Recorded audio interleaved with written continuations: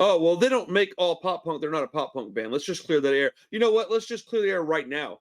What qualifies as pop punk?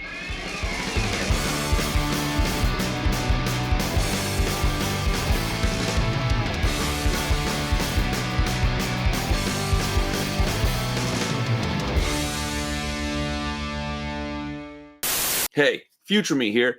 I just want to thank you for getting all kinds of upset and being mad at my gatekeeping pop punk. Let me know in the comments how much you hate me, and I'll see you down there. All right? Enjoy the rest of the video. Oh, well, they don't make all pop punk. They're not a pop punk band. Let's just clear that air. You know what? Let's just clear the air right now. What qualifies as pop punk? Because I can tell you right now, Paramore is not pop punk. What's her name? Avril Lavigne, not pop punk. Fall Out Boy, not pop punk. Let's see, I can keep going, dude. There's tons of bands. Like the Ramones are more of a pop punk band than Fall Out Boy. Green Day is more of a pop punk band than Paramore. So I don't consider any of those bands that are like MCR, not a pop punk band. That's an emo band. So I'm just curious, like, what do you consider pop punk? What out there? What bands do people call pop punk that you're like, what? No. Well, and it wasn't just that they call them pop, that they don't call them pop, but I'll just tell you, okay, so flat out, I didn't have Green Day on my list just because, as we've talked about, in my opinion, they're a punk rock band that was very, very poppy. So, and they're sort of kind of the creators of the genre in a little bit of ways, what we're talking about. So I left them off. I also I just didn't put Blink on my list, even though Blink is probably the number one on like every generic list. But again, it's kind of like your logic with the Misfits last week. Like I'm also just not gonna have them on. So that was kind of like for the sake of this list more so than anything. But I didn't have Simple Plan. I didn't have Good Charlotte, and I didn't have Sum 41. Simply for the reason being is their actual pop punk output is, I think, kind of a limited part of their career and what we think of as pop punk. They actually all those bands. Well, Sum 41 actually put a lot of metal into their music, and the other ones went into this thing that I consider almost like post pop punk, where it's definitely pop punk. It's instead of punk being the base genre that's popped up the way pop punk is, it's like pop punk is the base genre that other stuff goes into. So those bands, I felt like the bands that I have on my list, for the most part, most of their catalog would be categorized in pop punk. I guess that's where I'm leaning. Whereas if you do the definitive list, again, I think Simple Plan, Good Charlotte, and those ones would kind of have to be. See, I don't, because I don't have to be on there. Except that I don't consider those bands pop punk bands. Like I listened to 2 entire Good Charlotte albums. I heard maybe about 2 songs, 3 songs that I would even consider pop punk. The rest of their album was just a pop rock record. Okay. And there's nothing, and I'm not saying it's good or bad. People get upset when I say this isn't this because of, and I give reasons. That's all I said. It's not a value statement on the music. Now when it comes to Good Charlotte, I don't personally like their music very much, but it has nothing to do with whether or not they're a pop punk band. Simple Plan, I think, is pretty pop punk.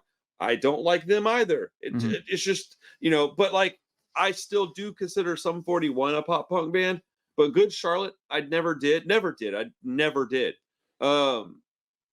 thought they were kind of an emo band, if anything. MCR, never thought they were a pop punk band. I never understood why Paramore gets called pop punk. What would you put Paramore as? I'm actually curious about. You've said that a lot on the show. I like, where do you categorize them? Dude, I don't know, like pop. Like whatever Avril is, Avril Lavigne, whatever. Like what Avril is. I mean, they're more pop punk than Avril Lavigne is. So by definition, if they're not pop punk, Avril Lavigne is so far away from pop punk. She's more singer songwriter. Paramore is like a pop band, because like Panic at the Disco is not a pop punk band. Yeah, I think that. What the hell, dude? That's when you get to what they call power pop, which is a derivative of. Except that power pop is not. No, because dude. Yes, that's what power pop is. Power pop's always been that. Yeah. I've got a power pop band on my list. Okay. Power pop is not that. That is pop. There's a difference. Power pop is guitar driven, like rock and roll. It's not pop. Like there's a huge difference between. Then I don't know what the hell you would call that music then. Like what category are we putting? They're just top 40 bands. Pop bands. Okay. They're just pop bands. They're popular music. They're just people get this idea in their head that if you're a pop band, you can't have a guitar.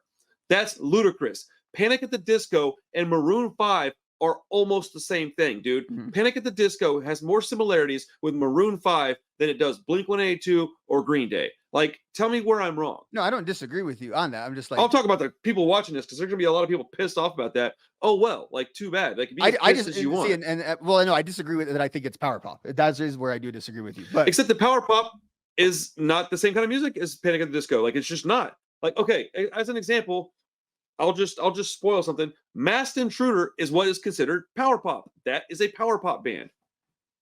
Go listen to Masked Intruder. It's a power pop band. All it is like 50s pop music sped up and like almost punk. It's like pop punk, but like it's I don't know how to describe it. It has a particular sound. I've never heard anybody in my life call Panic at the Disco or Fall Out Boy or power pop. I've never heard power pop talk about like describing like a band like that before. So I don't know.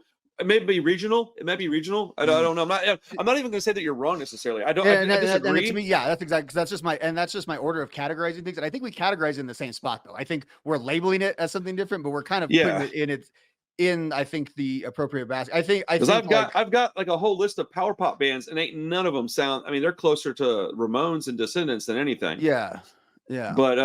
But whatever, man. That's semantics, dude. I don't really care. The fact is that Panic at the Disco is not a pop punk band. Well, I don't think they were going to be on either one of our lists anyway. So no, but I want to make sure people understand that when they're commenting that, like, dude, you can say all you want about Panic at the Disco, all those kind of bands, and I don't have an issue with those bands. I don't particularly care for them much. They have some songs that I like. They're probably really cool dudes. It has nothing to do with like me going, and they're a piece of crap. No. I just don't like their music, and it doesn't fit in this category. So the other thing is my list definitely cuts off in like the mid-aughts, and that's the other part about it too. So like I didn't include a band like the Wonder Years or Neck Deep or those ones that are really good. And that's more of. So that's exactly why I clarified at the beginning that it's our pop punk list, not somebody else's. So like, while I do like those bands, I couldn't tell you a single song by any of them. And I like those bands. I listen to their music. I just don't how do I say it? I like them. I just don't know their songs because I've only listened to them a handful of times.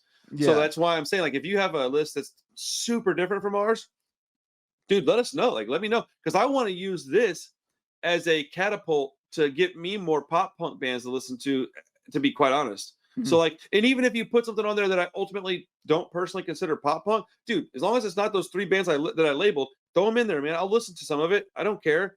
I just want to be clear that those don't fall in the category to me. So why would you put those in there? But yeah, I would love to hear some new bands. I'm 41, so I don't go past like 2005 with this stuff. So that's on my list is too. Without further ado, let's get going. All right. Let's talk about this stuff. I got a little bit of time though, so I'm not in any rush. But I do want to talk about mine because I have a few honorable mentions, and I would like to say why I have them. You know what? Let me go ahead and put that right now. My honorable mentions, just to get that out of the way, because one of them is one that you had. One of them is Green Day, and that's because I kind of don't really consider them a pop punk band. I feel like Green Day is kind of just a punk rock band. They just happen to be huge. And if people don't consider Green Day punk rock, then how can you consider the Ramones or the Sex Pistols punk? Mm-hmm. Because they were the same thing just 30 years before. I also had the Bouncing Souls because I never really considered them pop punk, but I was doing some like secondary research on something else, decided to go Google some stuff about pop punk to make sure I didn't miss somebody that I already knew and just wasn't thinking of. Mm-hmm. And the Bouncing Souls kept appearing, and I was really surprised until I went back and listened to my absolute favorite album of theirs, Anchors Away. And I thought, oh damn, this is just like kind of like pop punk rock and roll. Like there's nothing wrong with that. Which is why I was asking you, like, what do you consider pop punk? Well, so like I didn't have like Lagwagon and No Use for a Name are 100% pop punk bands. They just are kind of, but they're fat bands that have always been with fat. Like they're just kind of not in that ecosystem. And but that doesn't matter. You don't have to give yourself those parameters. But to me, they're not silly. No, but they're not like their songs are. Yes, they're poppier punk songs, but they're not really. They're not. There's something that just. I think you and I have a different definition of pop. Like that's why I would have put Bouncing Souls. I think musically, yeah, you can put a lot of bounce. You can put a lot of like the Fat and Epitaph stuff in the pop punk category. I consider a lot of it pop punk. Yeah, I do because like to me when you tell me like, hey, name some punk bands. Not very many of them are going to be Fat and Epitaph bands. Right. Most of them will be like, it might be Rancid, maybe NoFX. I don't know, dude. Like it's mostly like the Virus, the Unseen. Like street punk and punk rock are like almost the same thing. Whereas when you have stuff like, excuse me, like fat bands, I consider that stuff more skate punk than I do pop punk. Bro, this stuff gets so stupid. This is so dumb. This is the stupidest conversation of Well, all like time. honestly, but I I'm love obsessed having it. with like this whole continuum I created in my head. There's a skate punk, pop punk continuum because I believe they are connected. I believe skate punk Well, and yeah, pop punk are very much the very. versions of the same genre, and it's so funny. Really, it's where a band is on that spectrum. Is kind of what we're talking about here because it is sort of the same spectrum. Yeah, because like I mean, I've heard people call and like dead serious, dude, call NoFX pop punk, Rancid pop punk, and I'm like, how do I argue that? Like they're huge bands and they do have some like pop tendencies, so like I really can't. Rancid less so, but NoFX, dude, like they're very pop. No effects. It just if they had like a better looking singer that sounded slightly better, like that's all that Yeah. differentiates them from All like they are is 41. Blink 182, 741. Yeah. Yeah. So I had the Bouncing Souls. I had One Man Army because they're a power pop band. That's what I consider power pop. And then I wanted to talk about two bands real quick.